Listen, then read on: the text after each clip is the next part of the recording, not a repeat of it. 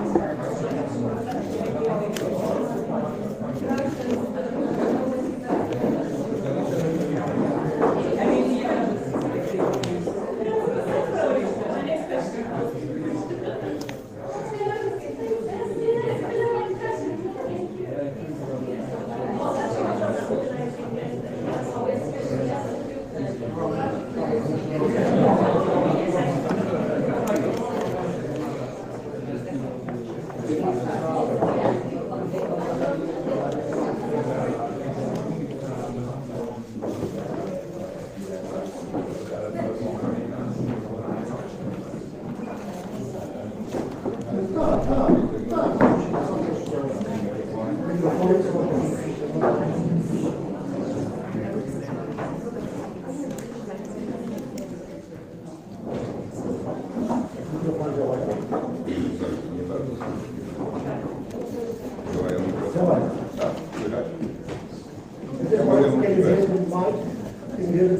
is working. Last 1, 2, 3.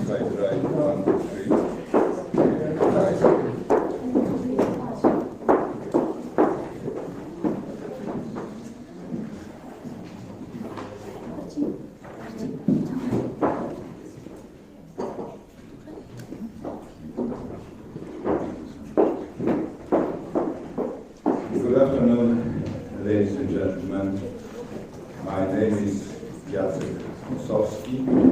I'm representing Wrocław Academic Center. It's an office created by the city authorities, by the city administration.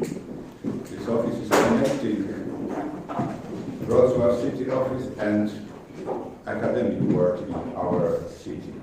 One of our main projects is to support the conferences, mainly international conferences in our city.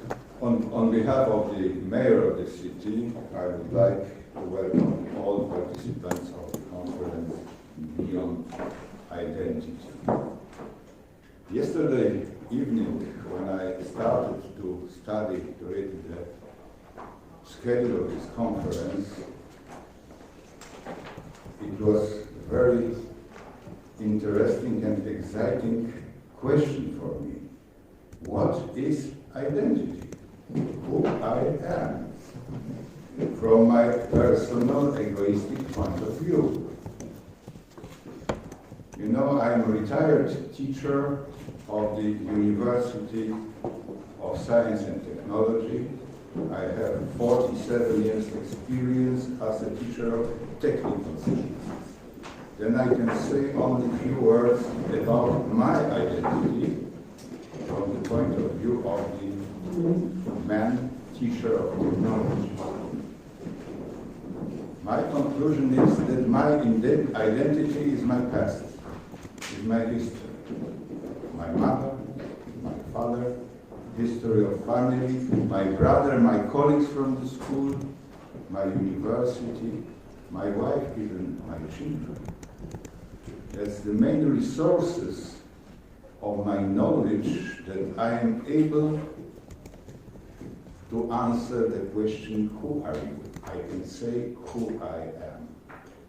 That's my contribution in your conference. Very sorry, but very private, very egoistic. As you know, I would like to say a few words about our city. As you know, Wrocław is the capital of southwestern part of Poland. This region is named Lower Silesia, with excellent geographical location. We have the same distance or similar distance to 3 European capitals, about 350, 360 kilometers to Berlin, to Prague, and to Warsaw. Wrocław is the 4th most populated city in Poland, but nobody knows exactly how many residents is here. According to the official records, we have 640,000.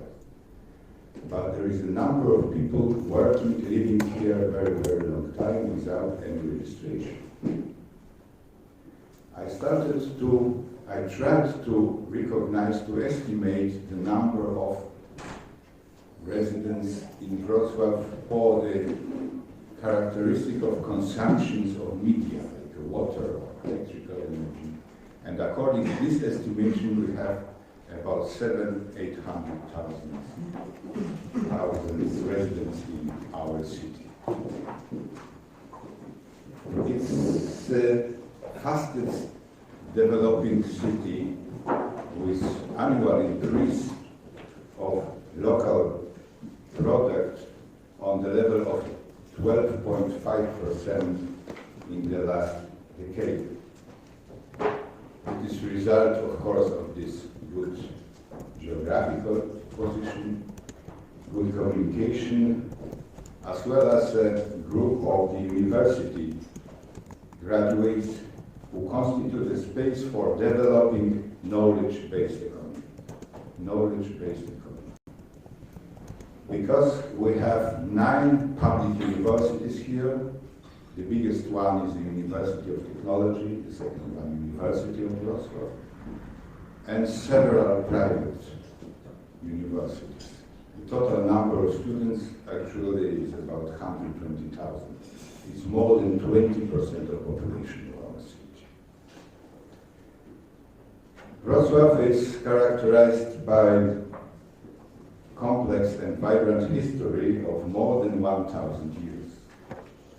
After the Second World War, Wrocław was a sea of ruins.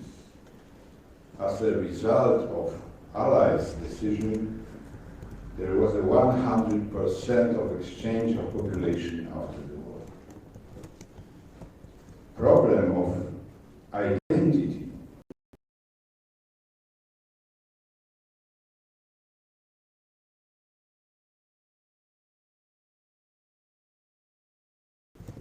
comes. My father, my mother arrived here in 1946 from Lviv, former Polish city, actually in the Republic of Ukraine. I was born here in 1947. So the city is a place of newcomers, which contributes to very open and tolerant. I wish you to have a nice, interesting, and very fruitful conference. I believe that you see beautiful places in our city, and I would like to say that I believe that you will come here with your friends, with your family members, and you will say that there is new, very interesting, very beautiful, exciting point on the map of the United Europe. Thank you very much.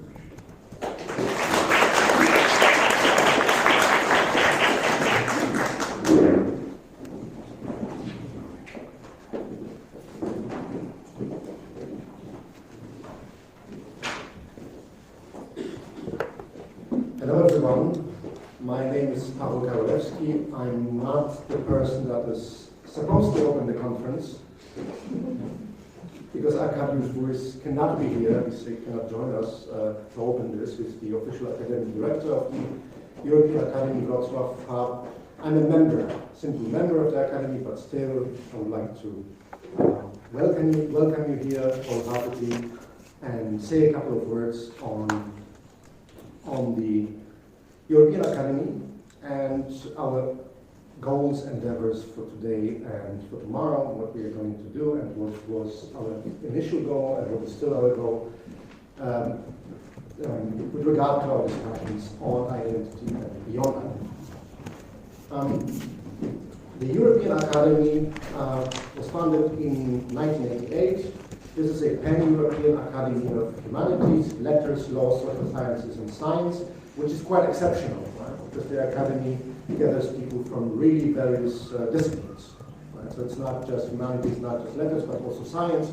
If you take a look at the list of the members,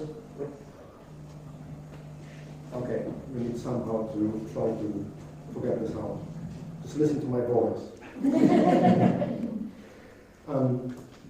So you will see that there are many scientists, people from science that represent the academy, but there's a growing number of people from letters and social sciences. And there's an ongoing recruitment, of course, of excellent scientists to become members of the academy. The aim of the Academia Europaea, European Academy, is the advancement and propagation of excellence of scholarship. The academy promotes European research, but also, of course, with participation of people outside of Europe. So it's not just European, the focus is on European research with participation, of course, with scholars from other countries, other places. It advises governments and international organizations in scientific matters, and further promotes interdisciplinarity and international research. So the very goal of the Academy is not just to be a European international funding organization, but the explicit goal is somehow to promote, at least to try, interdisciplinary research, which is also a goal for today and for tomorrow, because we have guests from different disciplines as well. There are guests from letters, from social sciences, also from partially technical disciplines. Our workshop, Beyond Identity, New Avenues for Interdisciplinary Research on Identity, has been funded, otherwise we could not have invited you to the workshop. The main funding comes from the Hubert Curien Fund.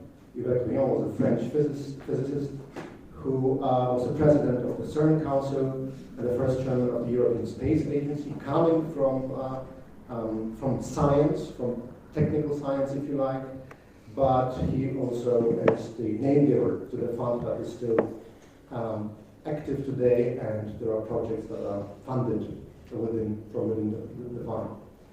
Also, we have Riksbanken's Jubileumsfond, which is the Swedish Foundation for Humanities and Social Sciences, that contributed to the conference, as well as, of course, the municipality of Wrocław that we are very thankful to. We are a Wrocław hub, which means that the headquarters of the Academy are in London, but there are many hubs of the Academy. There are hubs in different European cities, in Barcelona, in Edinburgh, in Bergen. We are one of them, but we are the only one in this region, right? And the first in this region, so we think that we are quite important for the region for that reason, but also because there are many events and projects that take place with support of the fund. The fund is very vibrant. The hub, the Wrocław hub, is very vibrant and interested in various projects. So we are also interested not just in new research, because we are, of course, otherwise you wouldn't be here, but we are interested in new ideas for future research. The hub can fund different projects or co-fund different projects, so we have ideas for research. It doesn't have to be 5-year research, it could be something smaller like that, and there might be funds, there might be resources to fund it in different disciplines, in different contexts as well. Today and tomorrow we are going to talk about ideas and research concerning identity. The topic is called Beyond Identity, but there is no thesis connected to that. We do not claim that we are moving beyond identity. It's a question. Can we still use the very concept of identity? Is it relevant in our specific disciplines? Or should we leave it, as some authors, at least in sociology or political science, claim, because it's useless, for instance? But also we are interested in exchange of ideas and an exchange of our research, and we want to try a dialogue between disciplines. So we are interested in your views, your position on identity in the context of your specific research, but also the goal is somehow to talk to each other and to see in how far people from letters, from social sciences, can talk to each other across disciplinary boundaries. So please let me open our workshop and welcome you again wholeheartedly. I hope you will have a great stay and great talks and dialogue here in Wrocław. And as you said, I hope that you will come back. Thank you.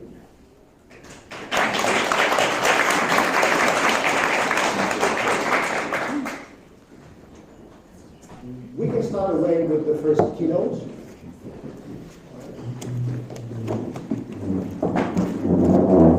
Just give me a couple of seconds because we need to clarify the technicalities of the pen drive. Yeah, This is working.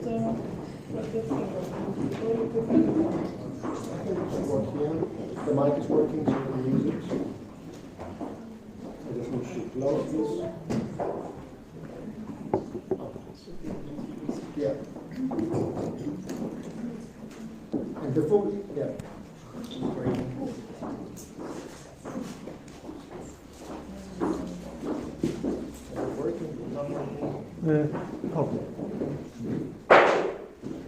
Okay. And before we start, let me introduce Virginie. Just briefly, of course. Virginie Mamadou is professor of political cultural geography at the University of Amsterdam. Her research interests include geopolitical representations, transnational migration and territorial identities, as well as urban social movements.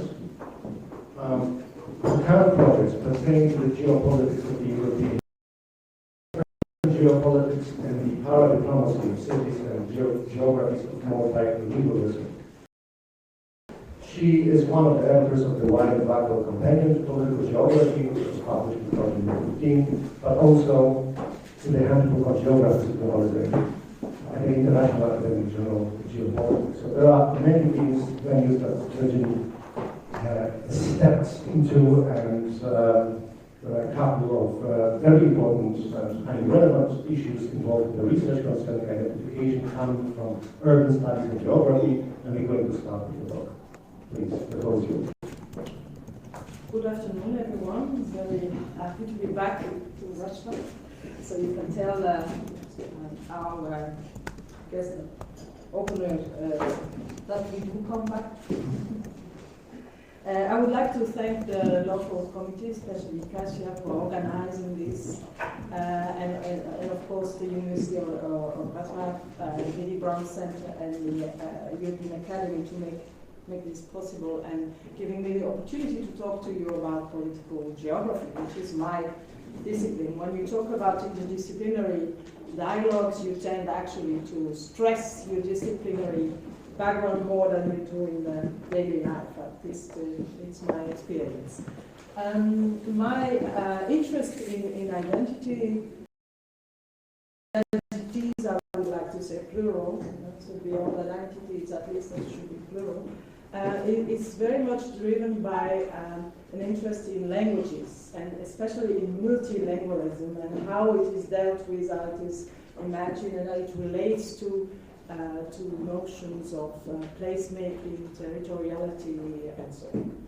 So what I would like to do in the time I have is to talk about the social spatial organization of linguistic identification, and the second is beyond territorial identities, to stress the geographical and to stress the plurality of identities that I try to put forward.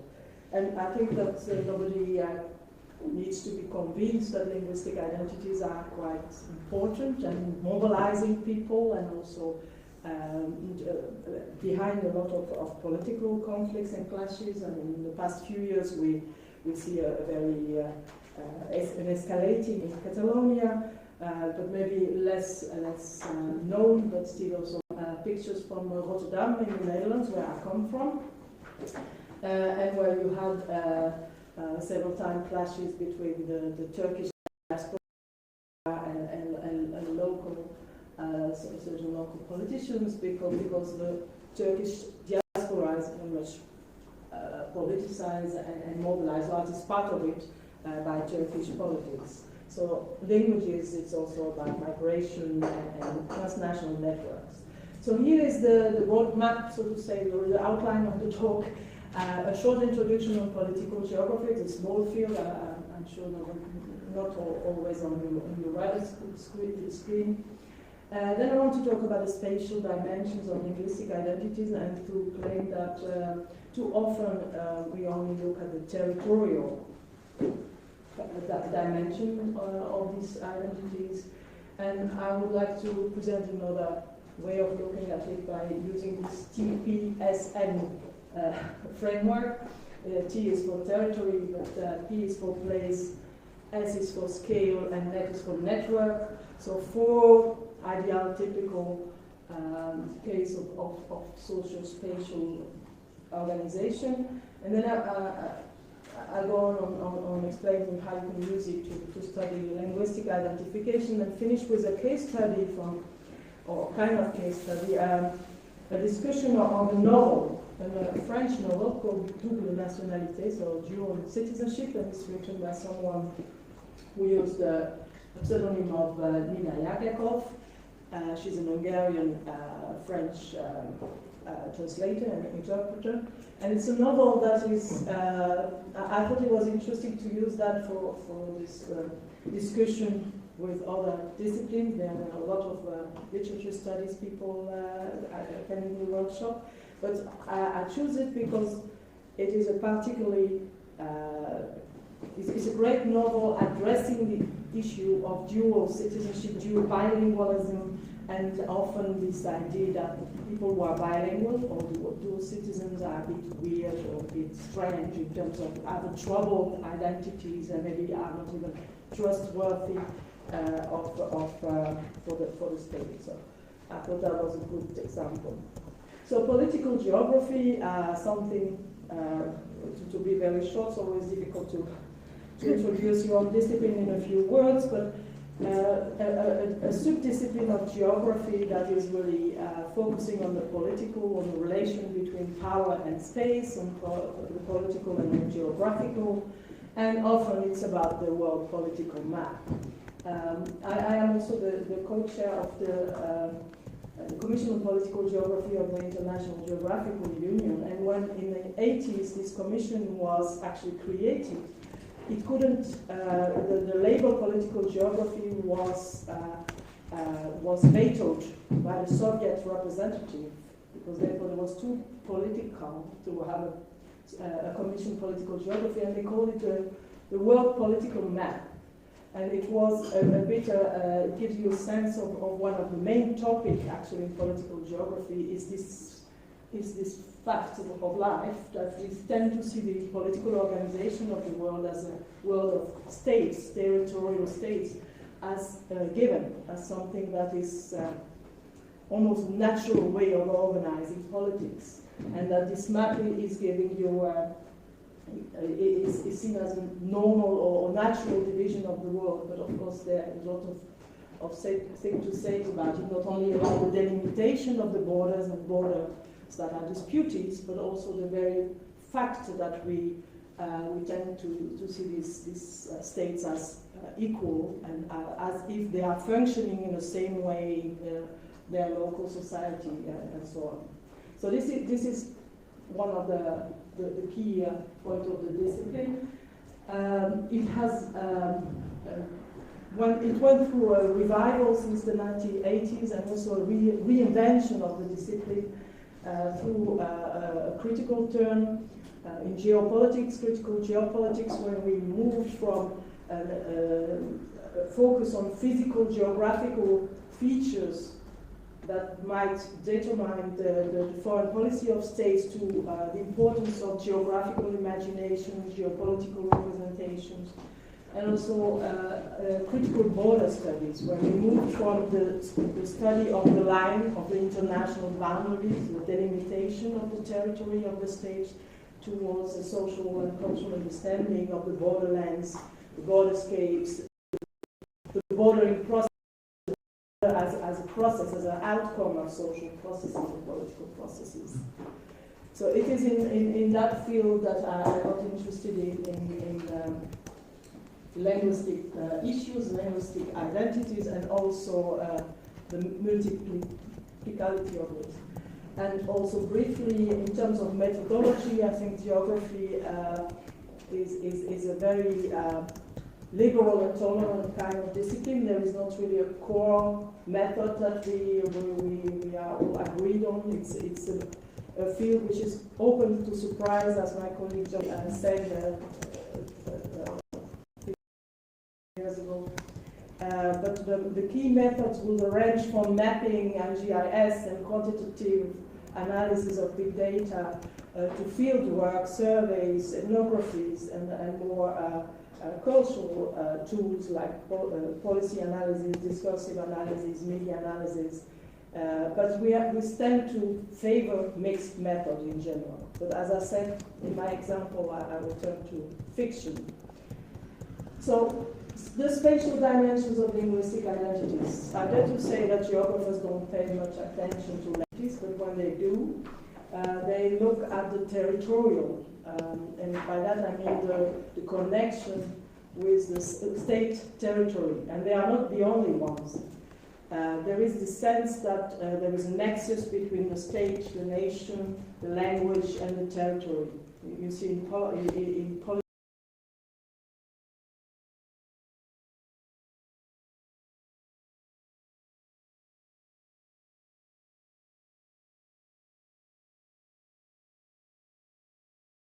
Europe, of course. So typically, this is the kind of map you can find, the languages of Europe, and it looks very, very strongly to the political map. And there is this sense that each state has a different language, and that each state has only one language, and children often assume that people in Belgium speak Belgian, and so on. So there is this imagination of the linguistic organization of the world that is very much shaped by the political geography.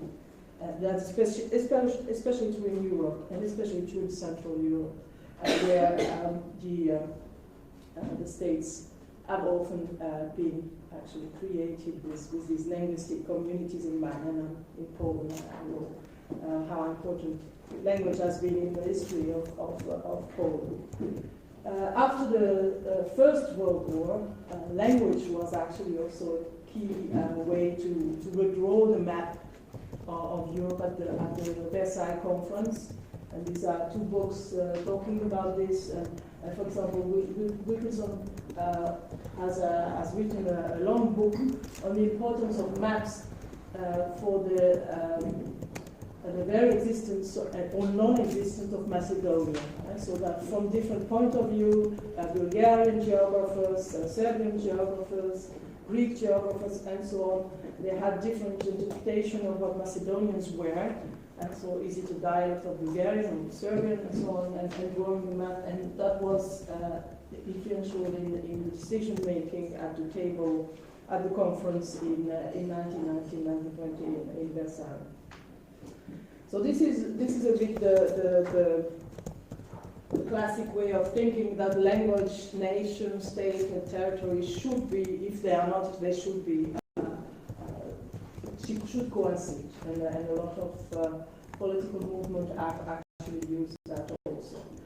But there are other imaginations of the link between languages and territory. This is a poster from Luxembourg, where there is this idea of we are multilingual, so that's not what shaped the identity of the nation is not one language, but it's actually the ability of being multilingual. The same with Switzerland, in a bit different way. These are posters when we speak Swiss. This one is even more aimed at French people in France, explaining that you can have doesn't mean that everyone speaks language. There's something.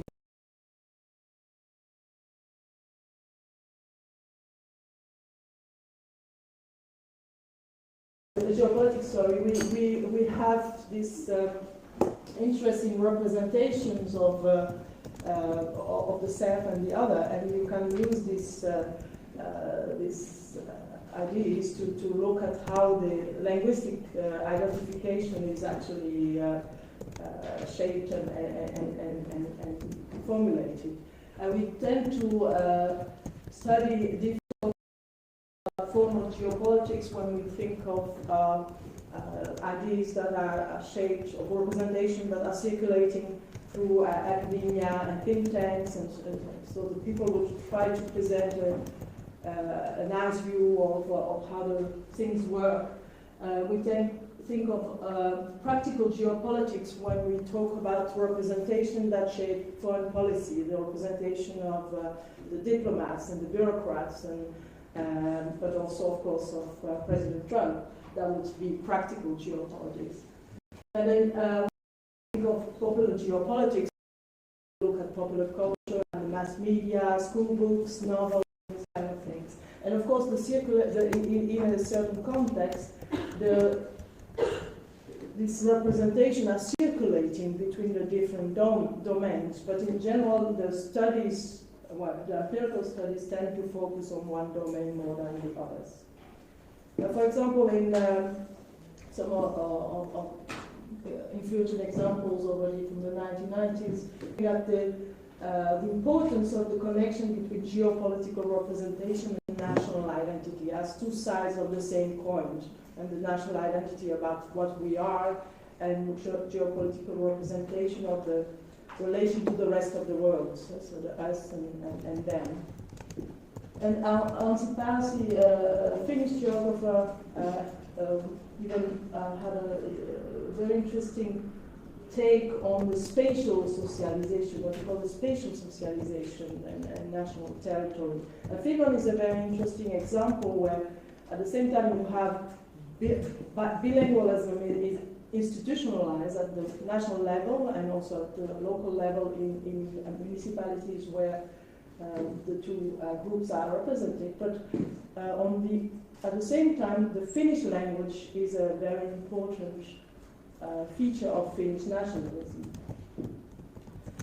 And so they are very much, when there are studies, they linked the language and the identity with the territory of the nation.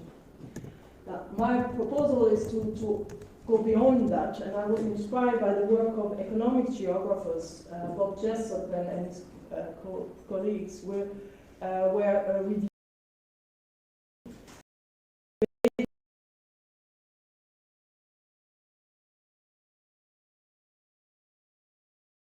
relations. We have debates on territory, we have debates on borders, we have debates on scales, what scales do represent, or networks in place. And they complain, actually, that geographers tend to focus on only one nuance.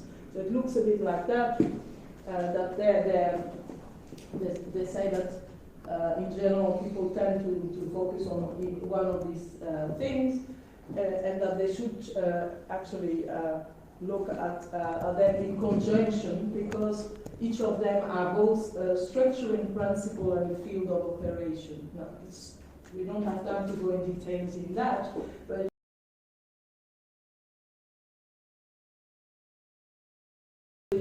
shape the territory. That's something we often look at. But it also shaped places, and it shaped the way the scalar relations are taking place, and shaped networks between places, and so on. So go on with that. But it means that we actually, my proposal is to try to use that in a cultural field, as looking at linguistic identity. So linguistics, that would mean to have a look at how and the ordering and the othering involved in territory making is actually impacting identity. And just to give you one example that you probably know, of course, is the way the disintegration of Yugoslavia has actually impacted on the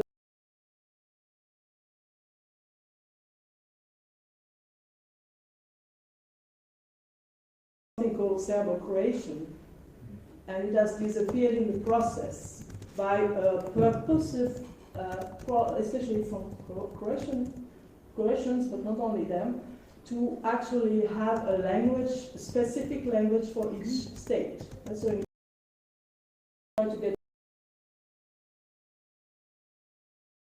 speak more Croatian, and you also, when you look at offer to people who want to learn the language, you see now that you have 3 different books to learn the language, when you 30 years ago you had only one. So sometimes you see the state is actually homogenizing the language, is standardizing the language, is imposing a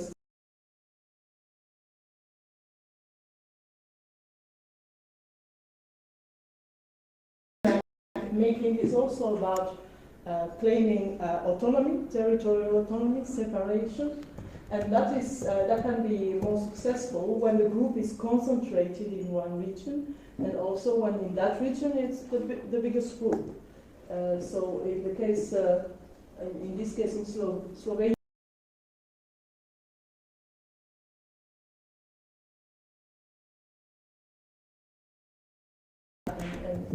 and in the rest of Yugoslavia there is more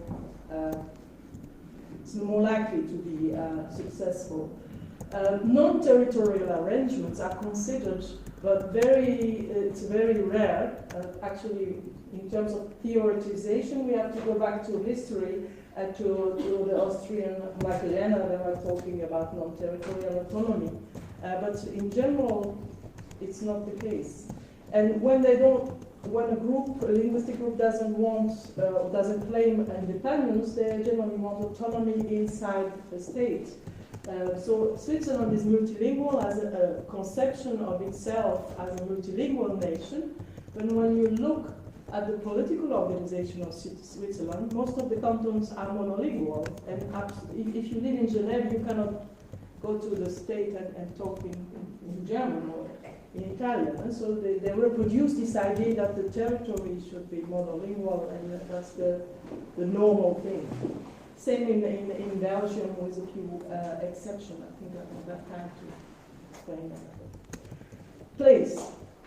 So we get a bit something different. Linguistic identities in place. Then this is something that we discuss much less in geography, and that's about place making. And so place making is this shaping this sense of place, that people feel that they belong to a place, or sometimes that they're out of place, that they do not belong. And that can come with in many ways. That language is important in that. Place naming, of course, the toponymy and street names, linguistic landscape, and also soundscape. I didn't know that Rosal had a French name, but it has. And so, of course, when you think of place names, you have this discussion between anonyms and exonyms. And so, Bratislava is an exonym. This is a map of English exonyms of European cities. This is more about communication, tourism, things like that. But we all know that there are cases where these two or three names are actually much more contested, because they are about the history of the city or the claims of different groups on the same cities. So again, if I take Wrocław, this is a sign that is not very old, but it was in Berlin, in West Berlin, in the 80s. And it's not innocent, of course, to use German names for cities that are now Polish of origin names. So in that case, the name of the place is actually participating to shaping the linguistic community or the territorial community. This is an example which is maybe more peaceful in Schleswig-Holstein, also Danish and German, where the arrangement has been more successful. Maybe. Street names can be important. This is an example from Italy, that part of Sardinia where they speak Catalan, and it's bilingual sign names. Or this one from Belgium, more troubling. This part of Belgium, Brussels, is the only part of Belgium which is bilingual. It's on the ringway. It's why this is possible. and the other one is actually not an existing city, but it's too long to explain. Sorry. Bilingualism is not always, bilingual signs might be meant as inclusive, but they are not always, it's not always the case. And they are also not always representing a community in the city. Sometimes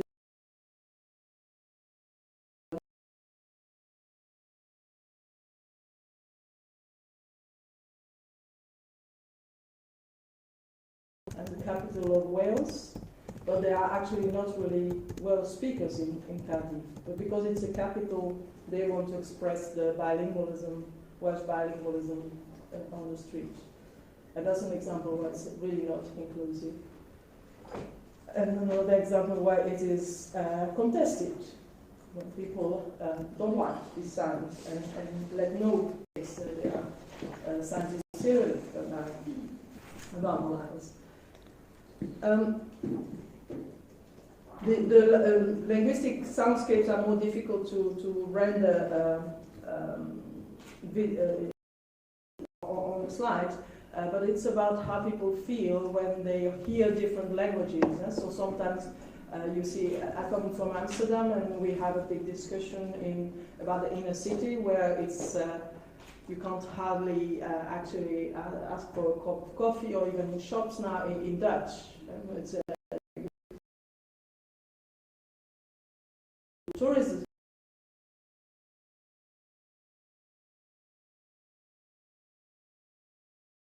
institutional is actually pushed away, and so some people are discussing about this. In other cases, it's the language of immigrants that can be felt in public space, that can sometimes felt as a threat by others because they don't understand it, and they feel threatened.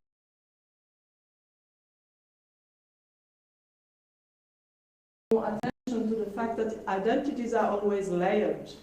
It can be local, regional, and national. And if you think of dialects, for example, in a relation in Flanders, speaking the dialect is part of being Flemish, it's part of being German or Italian.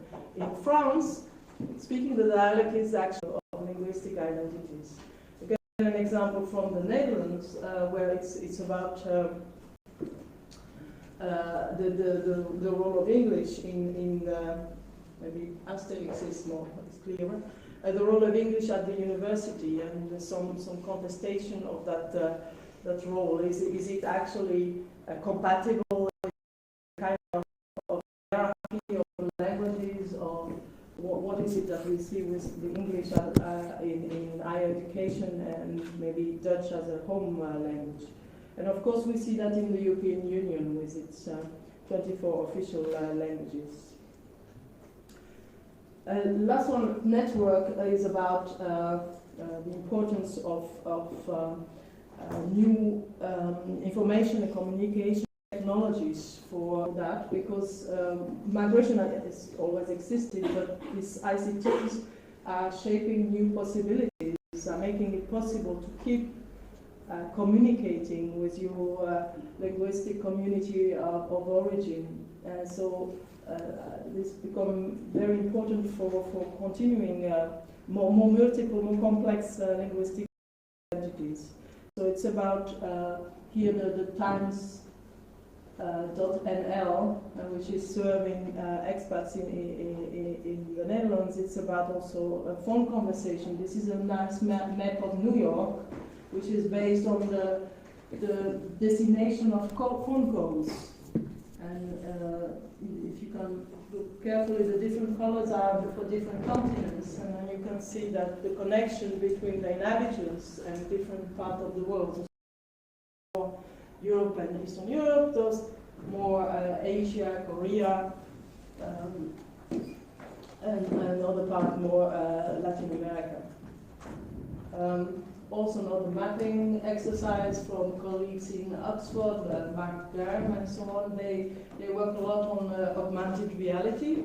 And the different colors are actually explaining different. This is about geotagged articles in Wikipedia in different languages. And so what they document is actually that the representation of the world is different if you use Wikipedia in different languages. Some parts of the world are more covered than others, and it's true at the local level too. If you Google for a restaurant in Jerusalem in Arabic or in Hebrew or in English, you won't get the same restaurants. And so the whole algorithm are also taking into account in which language you do look at these things. My final points about this novel that I was talking about, if you read French, I strongly recommend it. To my knowledge, it has not been translated, and I understand why. It seems a very difficult exercise to translate it in other language. The idea, very briefly, it's a novel of an amnesic woman arriving at the airport in Paris. And and she tried to reconstruct what her identity actually is. And so she doesn't know. So she starts looking in her bag. That's the kind of thing she finds. It's 2 passports, 2 sets of keys, 2 telephones, and so on.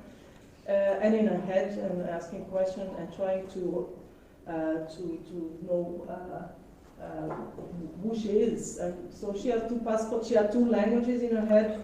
She noticed 2 lives, and it's a bit of an Oliku novel.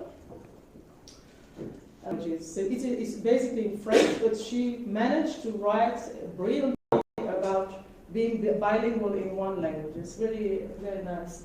And the distinction between French and Hungarian is this idea that Hungarian is linked to mathematics and French to politics, and so she plays a lot about this. And she discussed these 2 identities, the 2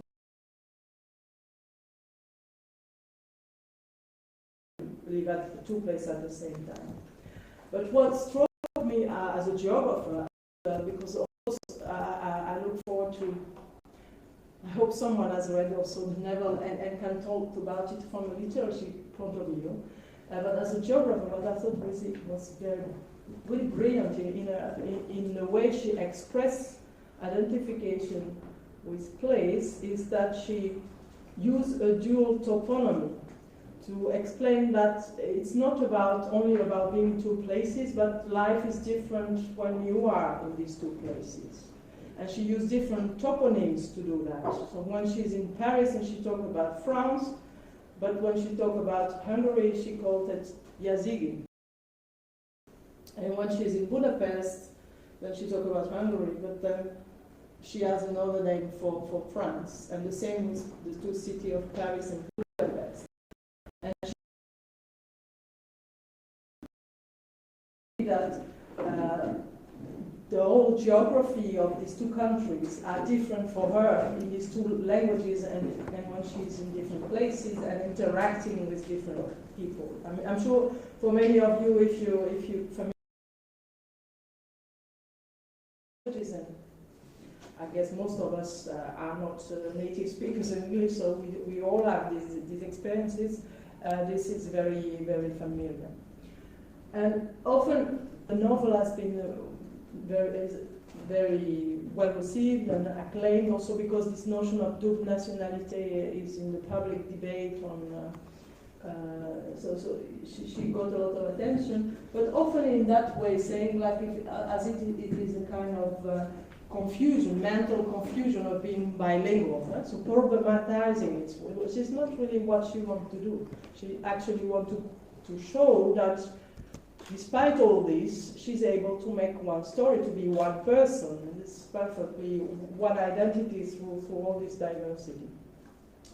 So some people ended their discussion by, so what? Is she French or is she Yazig or is she Hungarian or is she Lutangeoise is what she used for French when she's in Hungary. And I think the genial, what is really a genius striking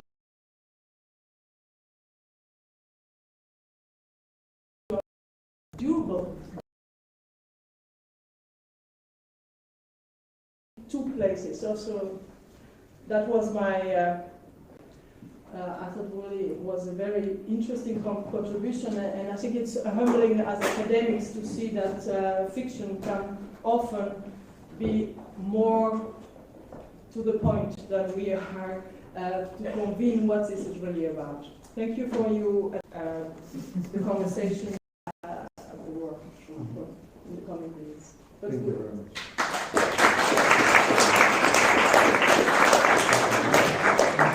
Thank you a lot, Virginie. The floor for questions and comments right now, so we have a minute No, there will be questions, maybe you can react to them. So, going around with the mic, we can get a question, say 3 questions. Thank you very much, Virginie. I was intrigued about the map that we had earlier on, the linguistic map of Europe, because I wondered about the cultural choices around who put on the map. I noticed there was Catalan and Basque and Galician, but I didn't see Breton, Welsh, Gaelic, they were completely missing. And I wondered what the decisions had been in order to create such a map. Should I look? Are there any questions there? We can gather if there are any questions.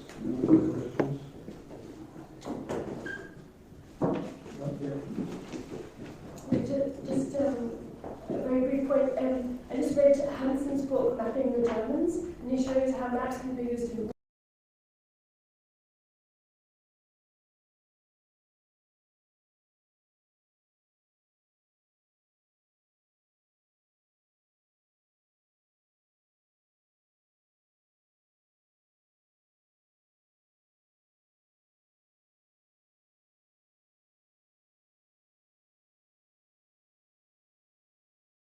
where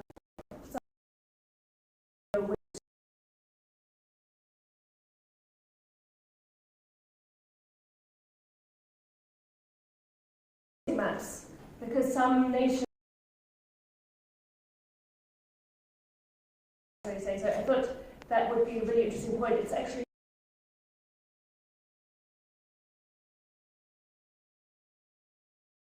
Thank you. One question and a comment, because you're talking about the 19th century kind of nation-making processes where language was as if the first condition to announce the existence. I think in Central Europe, Central Eastern Europe, it was really a precondition in the sense that it was the national literature that was considered the condition. So also language-based, but also culture and history kind of driven, which generated quite a few conflicts that may have some echoes today even. So what would you say? What is the kind of this linguistic identity that you've been talking about? How much is it like today, perhaps, continuing this kind of nation-making drive in open and less open forms, and how much is linguistic identity something like an escape from national identity sometimes? All right. That's a lot. Thank you very much for the questions. Harmful maps, maybe I should start there. Always they can be harmful, not only linguistic ones. So yes, the maps are very powerful in naturalizing stuff that are put on the maps. And it's why, although geographers use them, and I use them, we try to refrain to use them compared to maybe 50 years ago, because they are so problematic. And they have been used on purpose, they have been used to achieve certain goals, but even sometimes they are sorting these effects, even if they are not being drawn to be put together. So I was too quick to explain things. This map is, I didn't choose it because I thought it was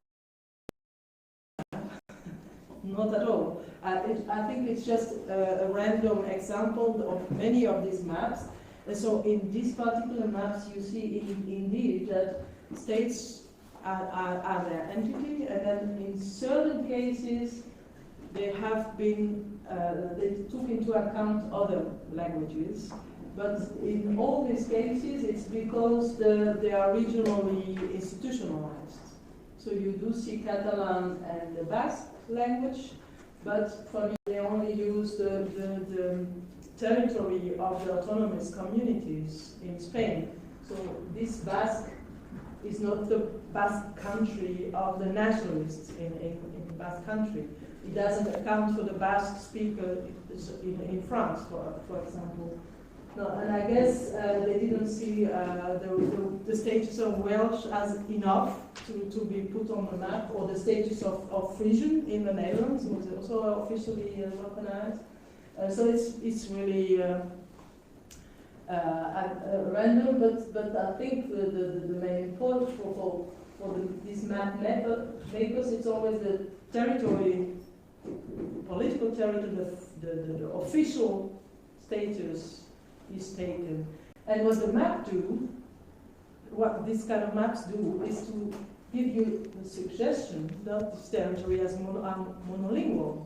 But this, of course, it's really not the case. And even if it's Catalan, but a lot of people in Catalonia are not Catalan speakers, or in Basque country even more.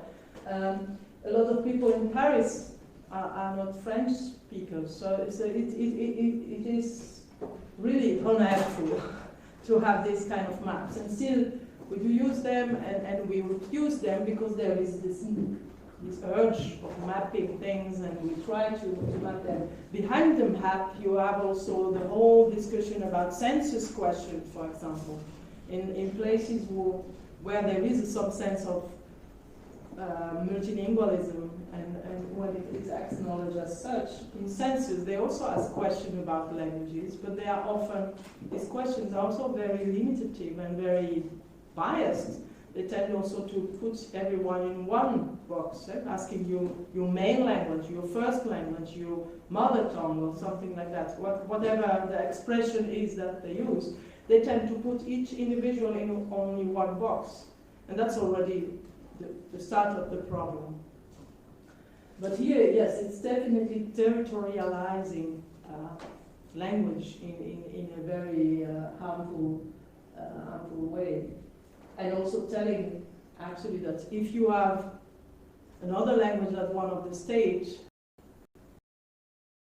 normal, you may be in the wrong state. If you don't have your own language, also the state is maybe not really justified. And this brings me to the other question, because what this is the point.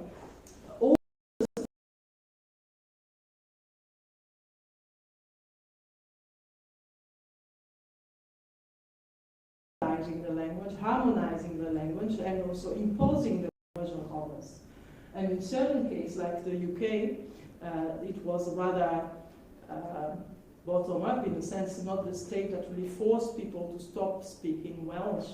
In the French case, the state was very strong at trying to stop people speaking regional languages after the French Revolution, but especially the 100 years later, when primary education becomes compulsory in French. And so you have these famous posters where children were told not to speak Breton and speak on the floor at school. And so that was the kind of combination I think of.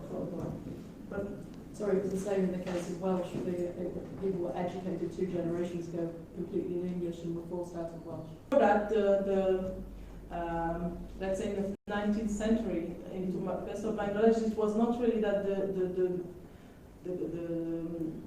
the state decided to get rid of the language. It was more liberal in that sense than in the French case, where this republican ideal was making the French the language of the state and progress and democracy and so on, and then they want to turn everyone into French speaker. I think that from London that was not such a policy, but what you get, of course, is that people tend to think for their children that it opens more. Was not told later. Yeah. Yeah, but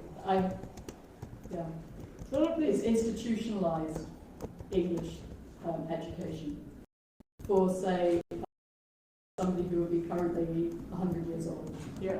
At that time, they were institutionally forced out of England, forced out of Welsh. Welsh, yes. Yeah, and it was very much a policy, an educational policy that was imposed on them, where they were punished if they spoke in Welsh.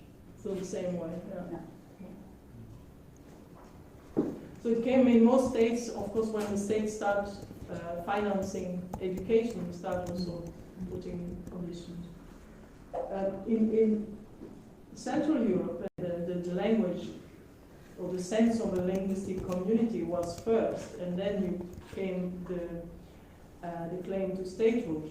Either as in Germany and Italy, with unification or partly unification, or as separation from a bigger political. And Poland, a bit of a different story altogether because of its neighbors. But, so in each member states of the EU, you see a different dynamic.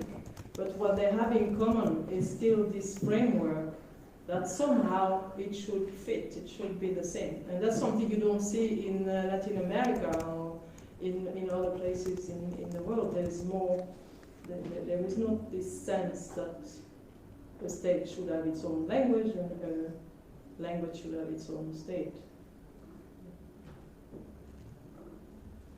Can I have a question? Sure.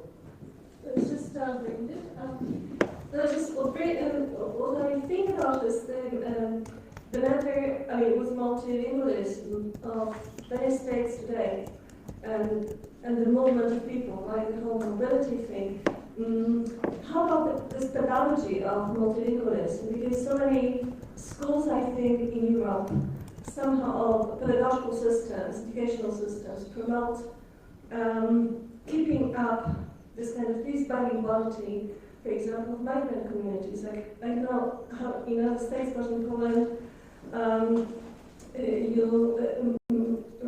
don't know, the minority status, for example, when it's claimed and gained, this kind of community has their native language at school, for example. And I know that with kind of immigrants, it may be a different story because they're not that localized yet, right, to claim a minority status, but still they're bilingual communities. Anyway, so do you know about educational systems, how they somehow deal with this? I mean, not women? Yes, it is very different from one state to the other, and it is changing rapidly. In the sense, well, so there are many parameters. And as you say, the migrants and the regional minority or of established minorities, there are different things. They also can refer to different charters and agreements at the European level of the Council of Europe. But it is changing rapidly. I was part of this European project called Mobility and Inclusion in Multilingual Europe, and we had one part of it was about education. And when we started writing for the project, the project started in 2014, but we started writing the proposal in 2011 or something. At the time, in countries like Germany, France, the Netherlands, the education was very much driven like the state language, the state language, the state language. People and children have to master Dutch or French or German to get forward further in school and further. It has changed dramatically the past 5 years, and you see that there is a lot of talk about not teaching languages at school, but teaching multilingualism, multilingual habitude. They can be more relaxed about it, that they don't need to in Dutch, in the Netherlands, for example, to learn Polish or to learn Turkish, but that they need to think differently about languages. They need, and they can do a lot, achieve a lot to allow children to speak their languages, to use their linguistic knowledge and to speak Turkish or Polish with each other if they want to share the fact that they know different languages and that things are called differently in different languages. And this has changed dramatically in a few years. And there are countries where they have a very strong track record for minority education, home language teaching. But it's already a big change if there is room for the awareness of home language, and if home language is valued and not always framed as a problem, because it was what they tended to do in education. Always say, oh, this kid is bilingual, that is a problem. And there is really a group of people in education are pushing another agenda and really awareness that it can be a source and it can be also dealt with in a different way without having to provide education in 20 or in 60 different languages, which is indeed what should happen if you take it seriously in cities like Amsterdam, because you have children from all over the world. And so very quickly people would say, well, it's not possible, we cannot organize this. But if you twist it a little bit and say that it's about talking about languages, talking about relations between languages and valuing the languages, you have a lot to win.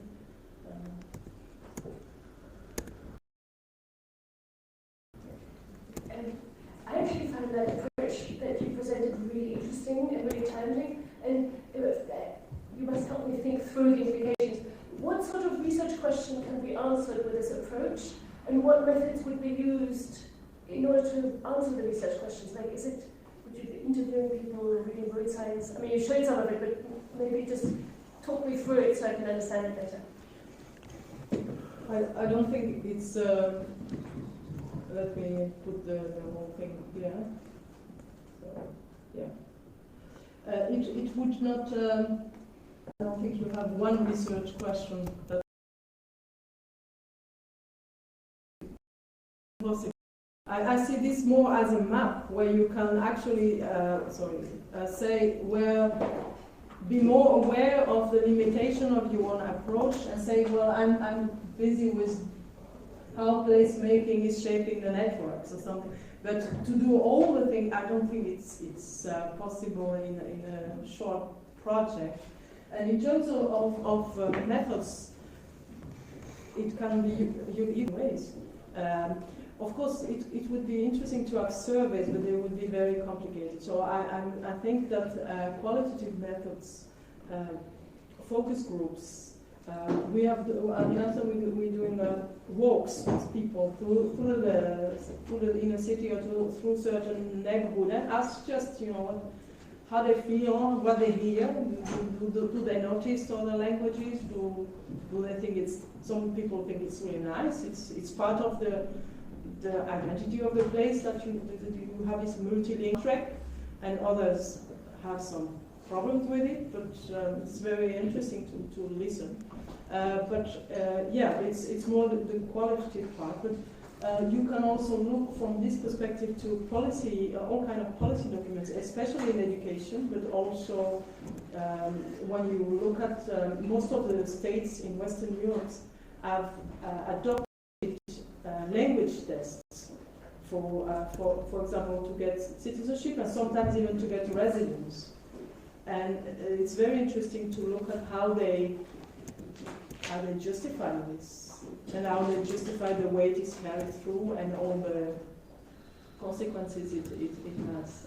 So it's more a map to be more aware of the fact that you only do a little part, because I don't think you could do all at the same time. And Jessup and they also not managed to do that in economic geography. Do we have any further questions concerning this part? If not, thank you very much again. Thank you.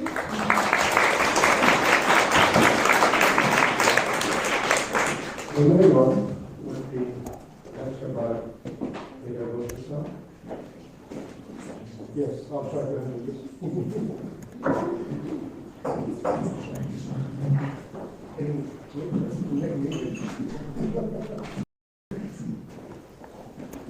You can just remove it. Yeah. Windows.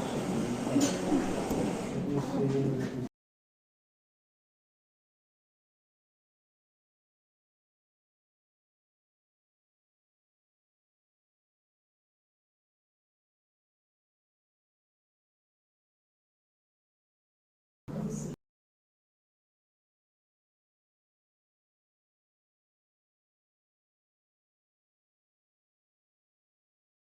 That's right. Very standardized.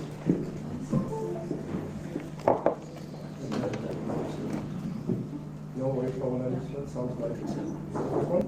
It should be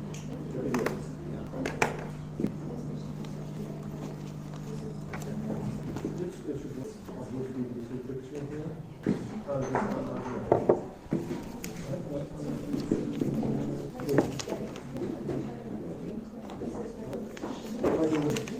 This one, yes. Okay.